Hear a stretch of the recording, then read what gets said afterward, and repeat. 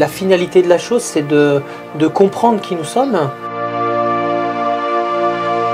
et de faire ce qu'on sait faire.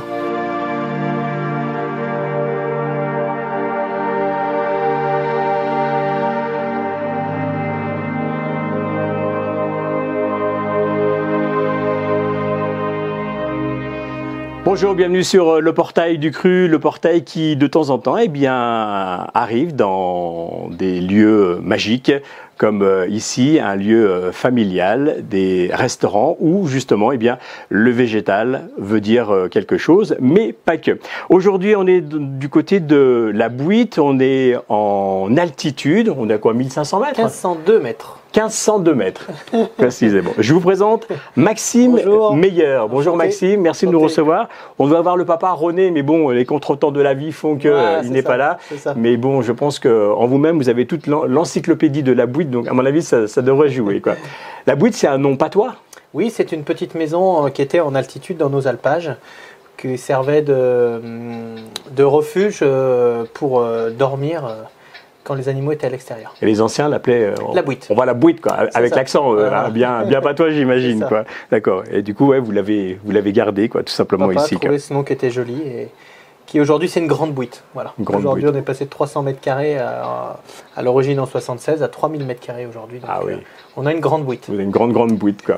Mais ça sonne bien encore aujourd'hui, hein, dans les années 2000. C'est une marque. Aujourd'hui, c'est une marque. Souvent, vous allez dans beaucoup d'endroits et on nous connaît par ce nom-là parce qu'il y a mon père a ouvert avec mes parents en 76, donc il y a quelques années qu'on est présent à Saint-Marcel et on en est vraiment très fiers. Donc là on est dans quelle commune exactement? Alors commune Saint-Martin-de-Belleville avec ses 3 stations, Saint-Martin, Lémenières, Val Thorens. Ouais. C'est une très très grande commune, ça fait partie des 10 plus grandes communes de France et Saint-Martin-de-Belleville le chef-lieu de commune.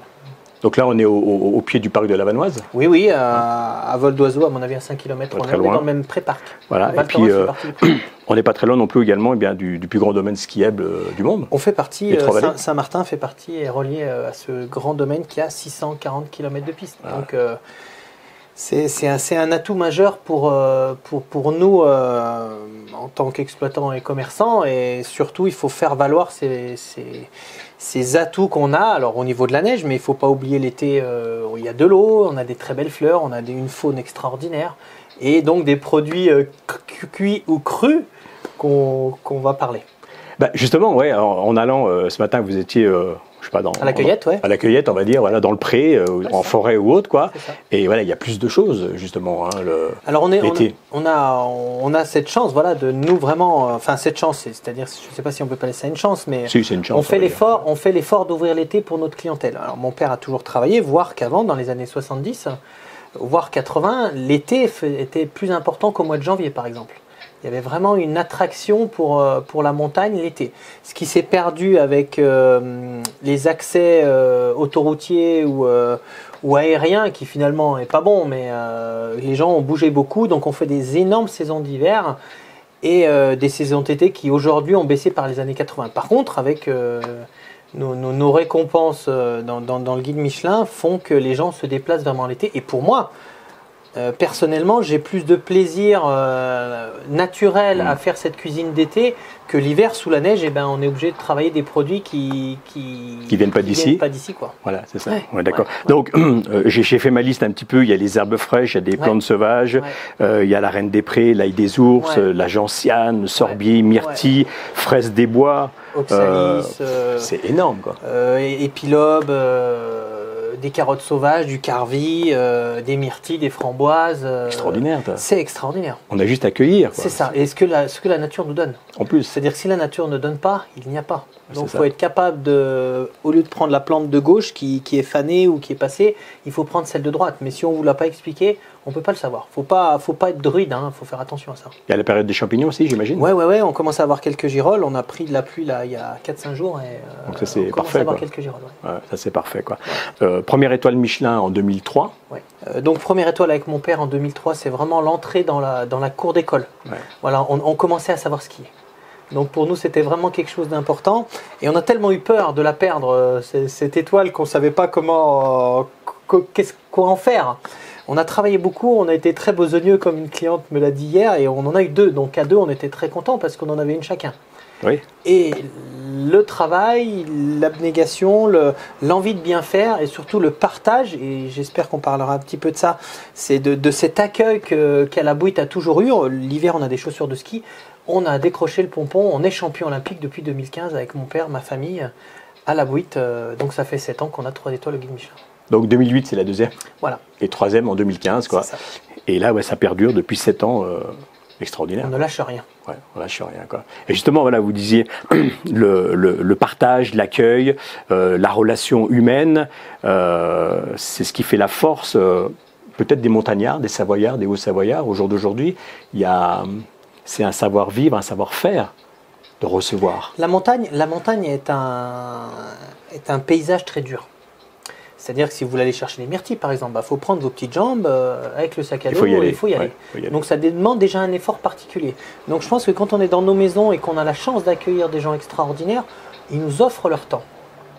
Et pour nous, le plus beau des cadeaux, c'est de nous que ce temps qu'ils nous confient, on en fasse quelque chose de merveilleux. Alors comment on fait ? Eh ben, c'est de la présence. C'est du sourire, c'est du professionnalisme, c'est de l'art de vivre. Ici, on n'a pas d'œuvre d'art majeure. Par contre, que ce soit un tableau, un meuble ou même des très beaux tissus, on est là pour leur faire partager cet art de vivre que nous avons à la Bouygues, avec mes parents qui ont fait un endroit qui est juste fabuleux, et on entretient ça. Et de ça, la conséquence de ce travail a été 3 étoiles au guide Michelin. Après, il faut prendre les choses dans l'ordre. Et on parlait d'accueil il y a 2 minutes, mais c'est vraiment une marque. C'est vraiment pourquoi. À un moment, pourquoi on irait à tel endroit. Alors, tout à l'heure, on a parlé du parc national de la Vanoise. Donc, c'est vrai qu'il y a un côté écologique, chamois, bouquetin, marmotte, toute la floraison et toutes ces choses-là. Il y a le ski. Mais à un moment, quand vous mettez dans un panier, vous mettez plein d'éléments. Et en fait, les gens vont venir pour le ski. Ils vont venir pour la table, ils vont venir pour l'hôtel, ils vont venir pour le spa qui est, nous, on fait une cosmétique naturelle à base de lait d'ânesse avec des petites fleurs qui s'appellent les épilobes. Mais surtout, ils vont revenir pour un package global. C'est-à-dire que pour nous, dans notre philosophie d'entreprise et de recevoir et de bon sens, il ne faut pas avoir qu'un seul aimant.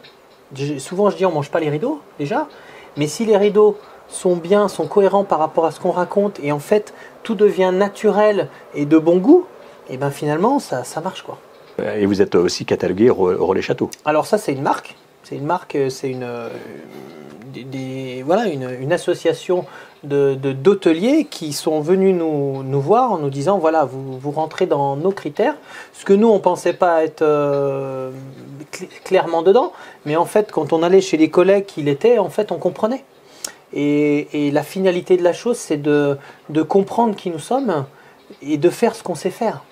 Et quand on le fait bien, les clients viennent, les clients reviennent, on a 80% d'habitués. Et donc, les gens sont contents, ils nous encouragent en fait dans notre façon d'être et de penser et même de vivre. C'est super important. Le seul leitmotiv qu'on a, c'est le client. La première chose. Après, l'assiette, bien sûr, c'est marqué dessus. Donc, on est catalogué grande table. Mais un moment, restons simples et on peut faire bon, quoi. Bien sûr. Certains chefs disaient, anciens avec nous, disaient faites simple, vous risquez de faire bon. Mais c'est quoi faire simple ? Ne serait-ce qu'aller cueillir ce que la nature nous offre. Ouais. Ça, c'est une simplicité. Et après, cette simplicité, vous l'arrangez, vous, à votre façon. C'est ça. On est autodidacte, tous les deux, on est autodidacte. Voilà, c'est ça que je voulais dire aussi. Ouais, moi, j'étais en équipe de France de ski pendant 2 ans en junior, quand j'étais jeune. Après, j'avais plus le niveau, donc finalement, je ne volais pas 3 étoiles Michelin. Donc, j'ai arrêté et je suis rentré faire une crème anglaise, je suis jamais reparti. Mais cette envie de bien faire est très importante. Et quand vous parlez d'herbe et de choses comme ça, vous parlez de cru, de choses comme ça, en fait, quand on respecte un produit, quand on va manger au printemps, après la neige, on a des pissenlits. Quand vous prenez un pissenlit qui a été sous une taupinière qui est encore bien blanche et que vous le lavez simplement et vous le mettez à la bouche, vous le mettez à la bouche, est-ce qu'il y a quelque chose de meilleur que ça ? Franchement, je suis pas sûr. Je suis pas sûr qu'on peut faire meilleur qu'une herbe qu'on a cueillie, qu'on a mis à la bouche et qu'on a croqué sans rien du tout. Après, si on veut amener de la gourmandise, on va mettre peut-être un beurre cuit chez nous. On va pas mettre de l'huile d'olive parce que l'huile d'olive elle est très loin de chez nous. Mais une huile de noisette, une huile de noix, un truc qui va rehausser, qui finalement va nous conforter dans notre goût et dans notre choix de produits. Oui, en effet, lorsque l'on va le matin aller chercher ce que l'on souhaite cueillir, j'aime bien ce terme, c'est cueillir dans la nature. Non, bien sûr qu'il n'y a rien de plus frais. Comme le poissonnier qui va aller à la barque du pêcheur, et puis le poisson, voilà, ça faisait, je sais pas, 30 minutes qu'il était dans l'eau, et une demi-heure après, il est dans votre assiette. Quoi. On fait un plat, nous, des truites au bleu. Les truites au bleu, c'est une truite qui est vivante, qu'on a dans des endroits où on peut les garder. En fait, elles nous sont livrées dans des bacs avec de l'oxygène et on les garde. C'est-à-dire qu'à la commande, quand les gens nous demandent une truite, on prend notre vélo, notre voiture ou nos petites jambes, on va à 200 mètres au-dessus du restaurant, on va pêcher la truite, on l'équégime, c'est-à-dire on la tue cérébralement avec l'aiguille, et ça donne des truites qui sont toutes tordues parce qu'il y a une fraîcheur extrême, et surtout, à l'intérieur, il n'y a plus de sang. Parce qu'on leur met une aiguille entre les deux yeux, ça les tue cérébralement. Ça tue cérébralement. Après, on les coupe au niveau de la queue et le sang sort par la queue. Il n'a pas le temps d'aller dans les chairs qui vont mourir. Et vous avez une chair qui est blanche comme votre t-shirt. C'est le bluffant. C'est-à-dire que le jour où on a pris conscience qu'on pouvait faire ça, c'était extraordinaire. Le plat n'était plus le même. C'était la même recette, juste avec un élément qui changeait. Le respect du produit. Tout à fait. Et je vous promets que la truite, c'est blanc, immaculé. J'ai des photos dans mon téléphone, ikejimé et pas ikejimé, mais il n'y a pas photo, quoi. Mais si vous ne savez pas que ça existe, si on ne vous a pas ramené ça, c'est pas mes grands-parents qui savaient faire ça. On l'a appris sur le tas. Voilà, ou quelqu'un de votre équipe qui vient finalement vous apporter son expérience, qui est différente. Mais chaque personne des équipes est importante. Bien sûr. Du plongeur en passant par la femme de chambre, le voiturier, les réceptionnistes, toutes ces équipes sont hyper importantes. C'est-à-dire que moi j'ai des jeunes, des fois qui sont en congé, qui vont se promener et qui, quand ils reviennent de promener, ont ramassé un beau bouquet de fleurs pour mettre à la réception. 3-4 kilos de Reine des Prés qu'ils ont mis parce qu'ils ont été se balader et que ça sent tellement bon l'amande qu'ils ont fait plaisir à ça. Puis après, on leur explique. On peut la faire sécher, on peut la faire en infusion, on peut s'en servir dans une crème anglaise, mais on peut le faire aussi sauter avec des cèpes.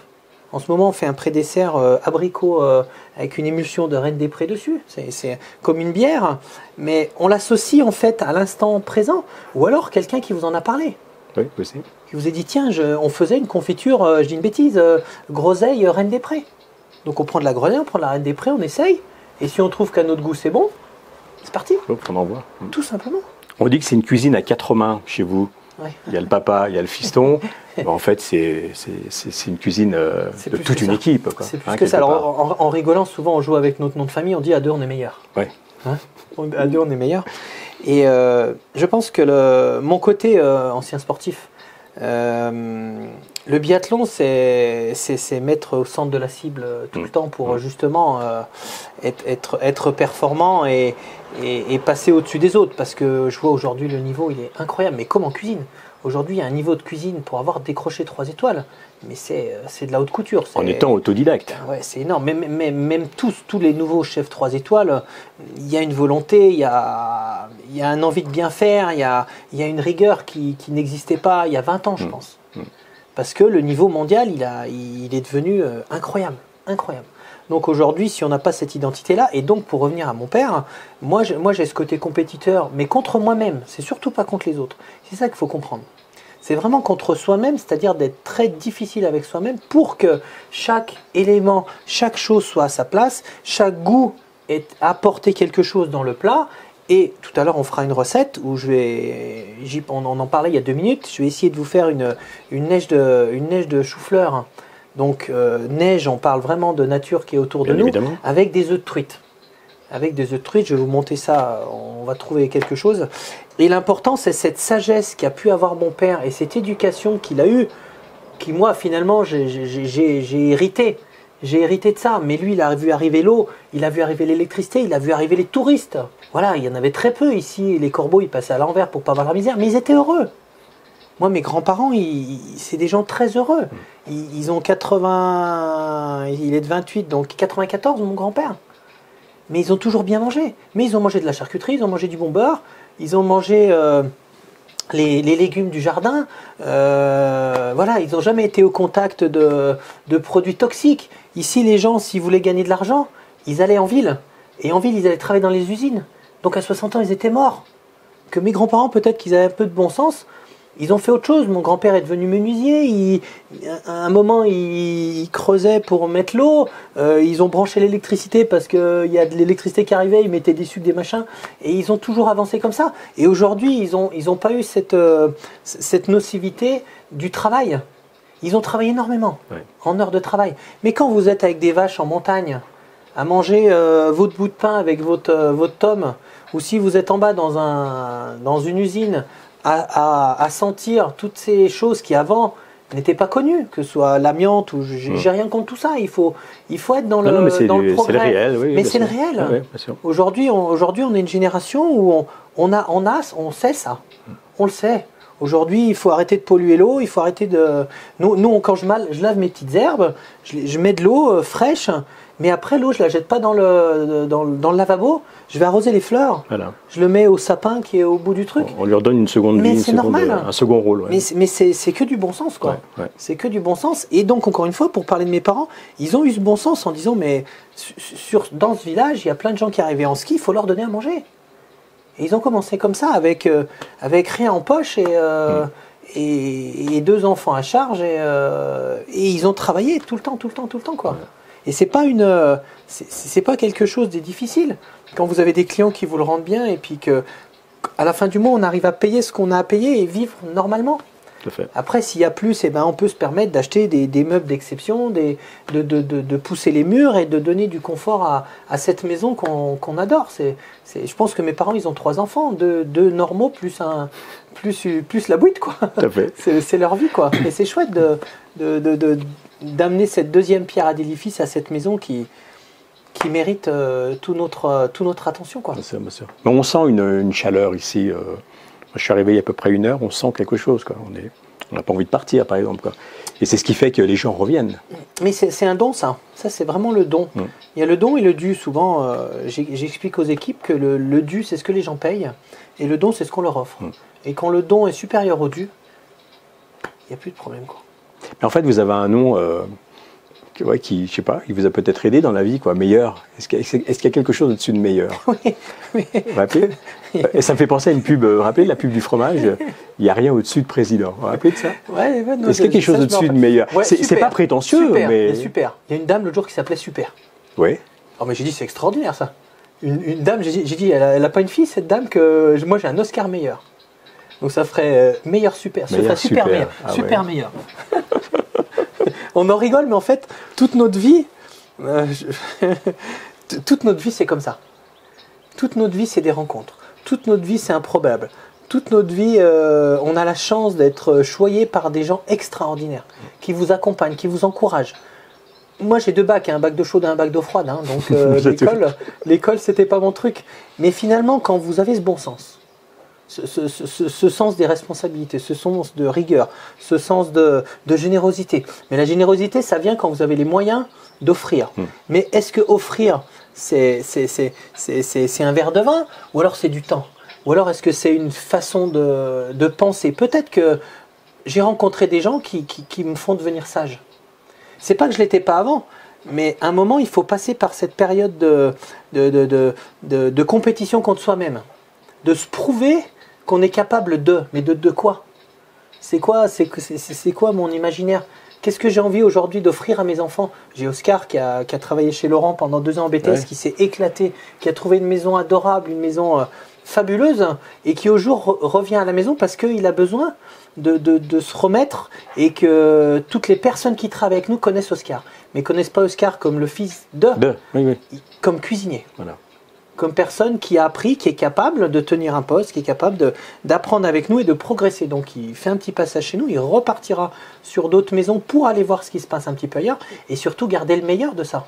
Donc pour revenir à notre nom, je ne sais pas un ancêtre, mais est-ce qu'il faisait une bonne tome, est-ce qu'il faisait du bon Beaufort, ou est-ce qu'il avait, je sais pas, ou alors il faudrait trouver l'origine des noms, quoi.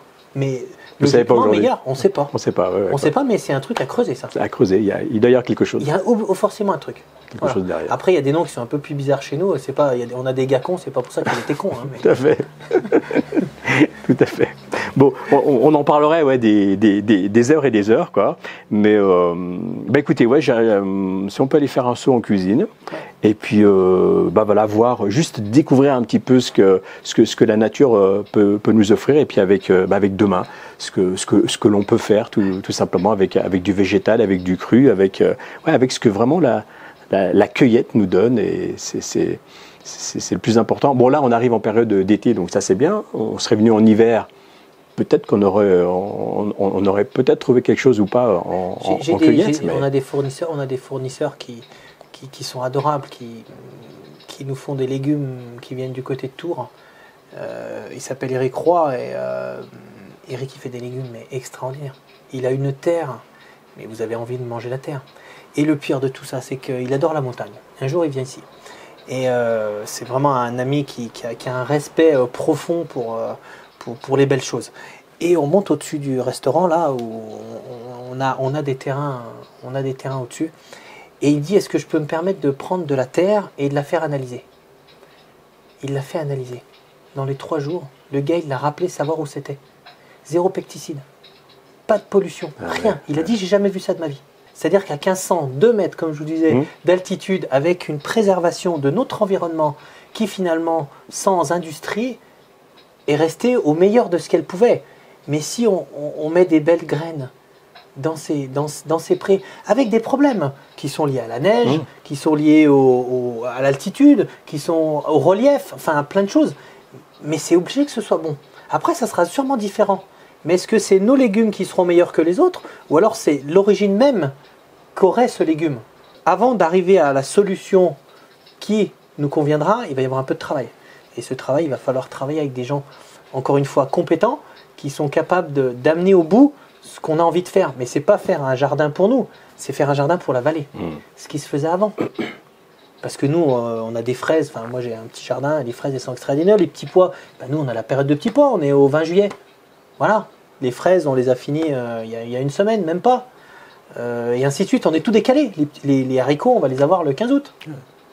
Par contre, on a été ramasser du génépi il y a quelques jours, on a fait 3 litres de génépi là, et il est en avance de 15 jours quoi. D'accord. Il a 15 jours d'avance, donc il faut s'adapter, l'adaptabilité, et après essayer d'amener cette nature dans l'assiette. Et aujourd'hui, quand Michelin décerne 3 étoiles à un chef, je pense que c'est un intérêt commun de mettre un coup de projecteur sur quelque chose qui vaut le détour, comme ils disent. Mais qu'est-ce que ça veut dire? Ça, c'est eux seuls qui le savent et c'est pas nous. Par contre, dans la rigueur et dans la régularité, la confiance fera la différence. Ce qu'offre la nature, et après, vous respectez l'aliment lorsque vous le travaillez dans l'assiette, et ensuite, lorsque vous servez tout ça et que vous voyez les papilles qui brillent ou autre, c'est la plus belle récompense. Ouais. Au quotidien, quoi. On a quelquefois des gens, après, c'est impalpable. C'est comme quand vous metteriez à pleurer devant un concert ou chose comme ça.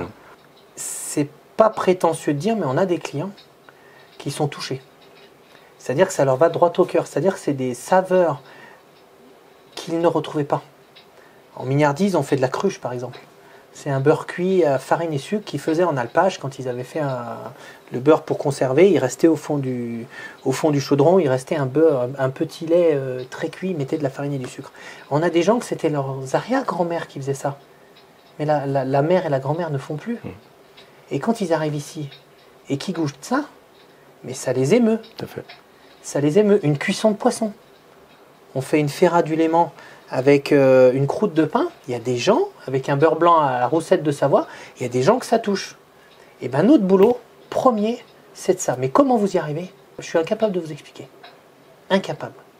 Mais la conséquence d'un accueil, d'un bon savoir-vivre, d'histoire cohérente, d'attention, dans plein de détails, font qu'à un moment vous arrivez à ça. Tout à fait. Mais c'est incalculable, je suis incapable de donner la recette. Et vous mettez un détail à la suite, quoi. Et ça fait...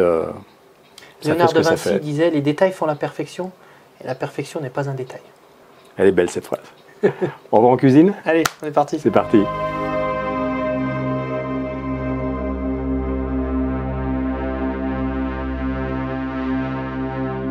Maxime, on est en cuisine. Oui. Donc là, je vois des aliments crus. Ça va nous fait bien plaisir. Qu'est-ce que vous allez nous préparer?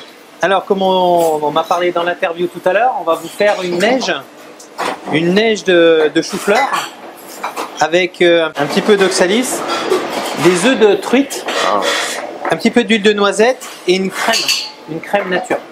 Une neige en mois de juillet, c'est top ça.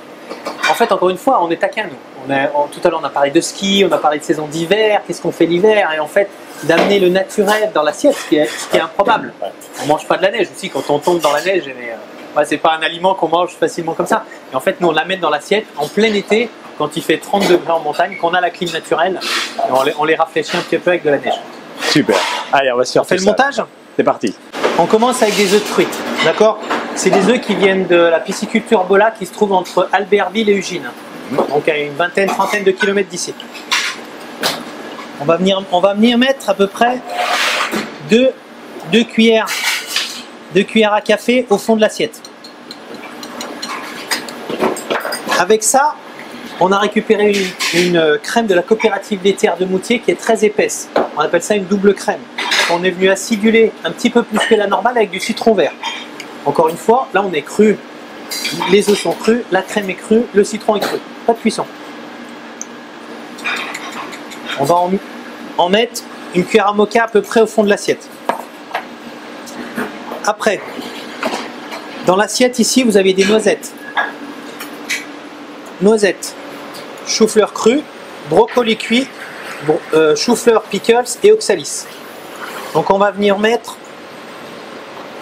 2, 3, 4 quartiers de noisettes. On va venir mettre un chou-fleur, 2 chou-fleurs, 3 chou-fleurs pickles. On va venir à un brocoli, 2 brocolis, 3 brocolis.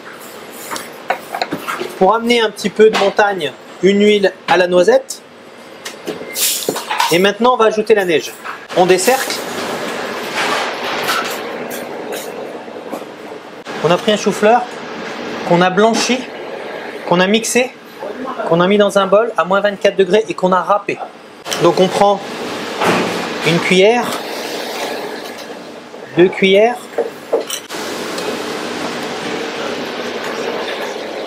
un petit peu de citron,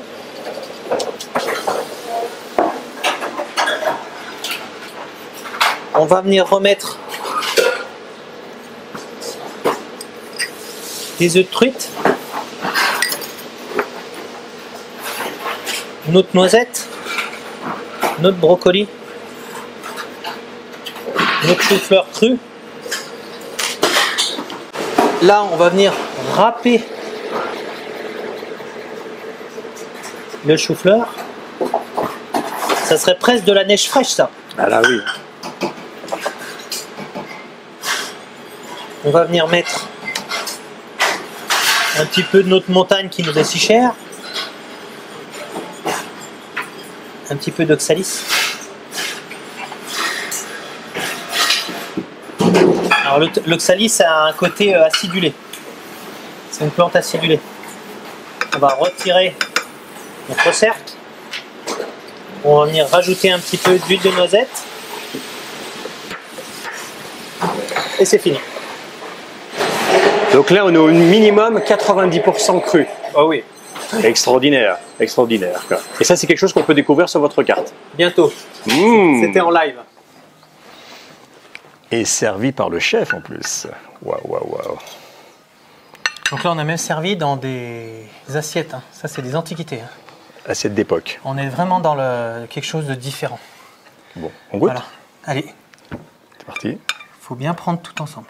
Voilà, tout mélangé. Voilà. Donc au départ, ça va être une neige de janvier, parce qu'elle vient d'être pacossée, moins 24 degrés. Et puis après, si c'est trop froid à la dégustation, on va revenir en février, en mars, en avril, où la neige a ramolli. Et en fait, le plat, il va être évolutif par rapport à la dégustation. C'est-à-dire quelqu'un qui est gourmand, il va manger tout de suite. Et quelqu'un qui va se délecter entre la première cuillère et la dernière cuillère, il n'aura pas le même goût. Donc là, en fait, je mange, on va dire, sur une façon d'un trimestre. C'est ça. D'un semestre. C'est ça. De janvier à juillet. C'est ça. Donc plus on va laisser, la neige, elle va fondre. Ouais. Donc on va être une neige de printemps. Mais elle fond dans la bouche, tout ça. Donc il y a un mélange avec cette petite herbe aussi que j'aime bien. Oxalis.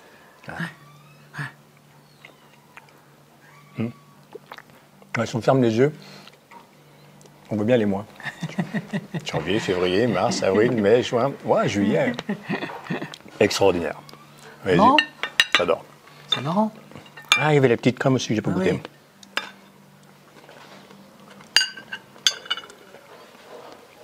On a les yeux qui explosent. Il y a un côté noisette, il y a un côté oxalis, il y a un côté... Avec ce qu'il y avait au centre après, ouais. On a noisette, tout ça. Là, on pourrait rajouter de la truite, des morceaux de truite. Soit en carpaccio, soit en renforcer un petit peu le côté poisson. Mais c'est intéressant. Très très frais en tous les cas. Ouais. Ça en entrée ou même en guise d'apéritif, extraordinaire. Ça s'appelle comment, rappelle le nom? Neige de chou-fleur et œufs de truite. Voilà, 90% cru au minimum, ça c'est magnifique. C'est extraordinaire de manger ça justement à 1502 mètres d'altitude. Un grand merci Maxime, en tous les cas de nous avoir reçus. Ouais. Il y a beaucoup d'humanité dans ce lieu, il y a beaucoup d'humanité dans votre regard, ce que j'aime bien. Et ben voilà, j'invite les gens à venir ici, ça s'appelle La Bouite. Vous ne pouvez pas vous tromper. La Bouite, c'est la petite maison en patois. Les anciens qui regardent vont dire « Oh, ça parle patois en 2000, ça nous fait bien plaisir. » Merci encore de nous avoir reçus. Le portail du cru, ben voilà, on vous fait découvrir les saveurs de la nature, de la cueillette, ce que l'on peut retrouver en se baissant ou en levant la main, tout simplement. Un grand merci Maxime. Merci beaucoup. Au revoir.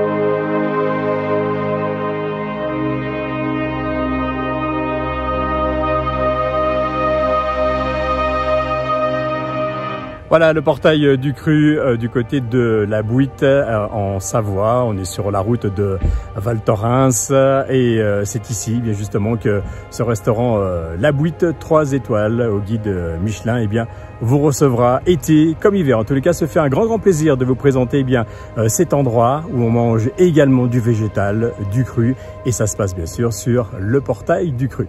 Merci de nous avoir suivis. Merci également à la famille Meilleur de nous avoir reçus et à très bientôt sur votre chaîne.